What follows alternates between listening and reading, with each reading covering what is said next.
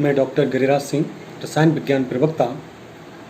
इस वीडियो में अणुसूत्र मूलानुपाती सूत्र पर आधारित आंकिक प्रश्न करेंगे। किस प्रकार से हम आंकिक प्रश्न निकाल सकते हैं, इसका वर्णन इस वीडियो में करेंगे। पिछले वीडियो में हमने अणुसूत्र, मूलानुपाती सूत्र और सूत्र क्या होते हैं इसका वर्णन किया था। इस पर आधारित एक गणना देखते हैं। एक क्वेश्चन है हमारा, विश्लेषण करने पर एक कार्बनिक यौगिक में प्रतिशत संगठन निम्न प्राप्त हुआ। कार्बन 57.8%, हाइड्रोजन 3.6% तथा शेष ऑक्सीजन है। यदि यौगिक का वाष्प घनत्व 83 है तब यौगिक का अणुसूत्र ज्ञात कीजिए। तो ये क्वेश्चन हमको ज्ञात करना है, कैसे निकालते हैं जरा देखेंगे। सबसे पहले हम लोग तत्व लिखेंगे। तो इसके अंदर एक हमको कार्बन दिया है, दूसरा तत्व हाइड्रोजन दिया है और शेष ऑक्सीजन है। 3 तत्व इसके अंदर मौजूद हैं। दूसरा फिर हम इनकी प्रतिशत मात्रा को लिखते हैं। कार्बन हमको 57.8% दिया है, हाइड्रोजन 3.6% दिया है। अब हमको ऑक्सीजन की परसेंटेज ज्ञात करनी है, तो इसके लिए हमको इनको दोनों को जोड़ करके 100 में से घटाएंगे। 57.8 प्लस 3.6%, 8 और 6 14, 7 और 3 10 और 1 11, 5 और 1 6, 61.4%। इसको 100 में से सब्ट्रैक्ट करेंगे तो जब घटाएंगे तो ये हमारी संख्या आएगी 38.6। तो ऑक्सीजन 38.6। इन सबको जोड़ेंगे तो 100 आएगा। इनके अगला कॉलम परमाणु भार का रहता है। कार्बन का परमाणु भार 12, हाइड्रोजन का परमाणु भार 1, ऑक्सीजन का परमाणु भार 16। अब हमें परमाणुओं की आपेक्षिक संख्या ज्ञात करनी होती है। इसके लिए हम इसकी जो प्रतिशत मात्रा होती है उसको परमाणु भार से भाग करते हैं। 57.8/12, 3.6/1, 38.6/16। तो 12 से जब इसको डिवाइड करते हैं तो 12 चौक 48, 9 बचे 98 हो गए और 12 अट्ठी 96 और 12 दूनी 24। 4.82 ये हमारा आता है। इसको करेंगे तो ये 3.6 आएगा। इसको करेंगे तो 16 दूनी 32, 6 बचे 66 हो गए और 16 दूनी 32, 66 हो गए। 16 चौका 64, 16 एकन 16, 2.41।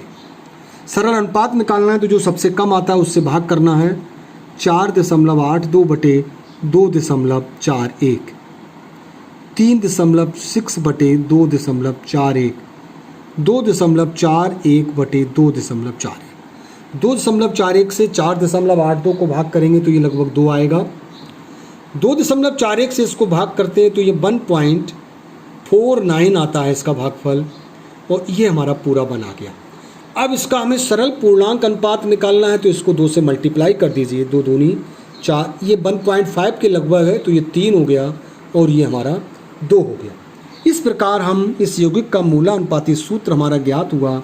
C4 कार्बन के 4 परमाणु आए, हाइड्रोजन का 3 आया, ऑक्सीजन के 2 परमाणु आए, तो हमारा मूलानुपाती सूत्र आया C4H3O2। अब हम इसका मूलानुपाती भार ज्ञात करेंगे। कार्बन के 4 परमाणु हैं, एक का 12 होता है, हाइड्रोजन के 3 परमाणु, एक का 1 होता है, ऑक्सीजन के 2 परमाणु और एक का 16 होता है।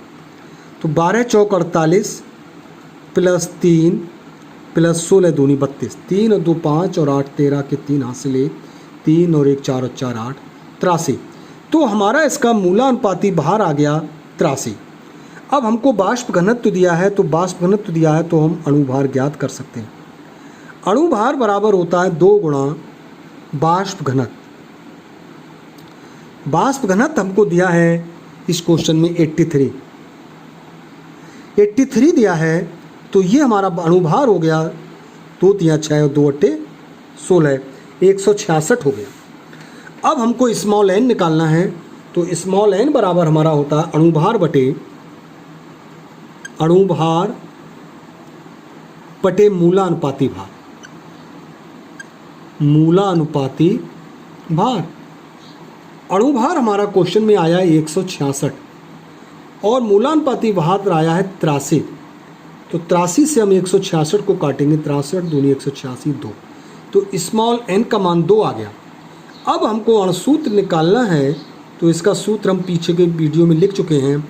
अणुसूत्र बराबर होता है मूलानुपाती सूत्र का होल n, मूलानुपाती सूत्र का होल n, और मूलानुपाती सूत्र आया था हमारा C4H3O2। तो इसको पूरा ट्वाइस कर देंगे तो ये बनेगा हमारा 4 दूनी 8, C8H3 3 है तो 6 हो जाएंगे, H6O4 दोबारा से देख लीजिए। तो ये हमारा सूत्र बन गया C8H6O4, C8H6O4 सूत्र। तो इस प्रकार हम किसी भी क्वेश्चन में दिए गए अणुसूत्र मूलानुपाती सूत्र को ज्ञात कर सकते हैं। धन्यवाद।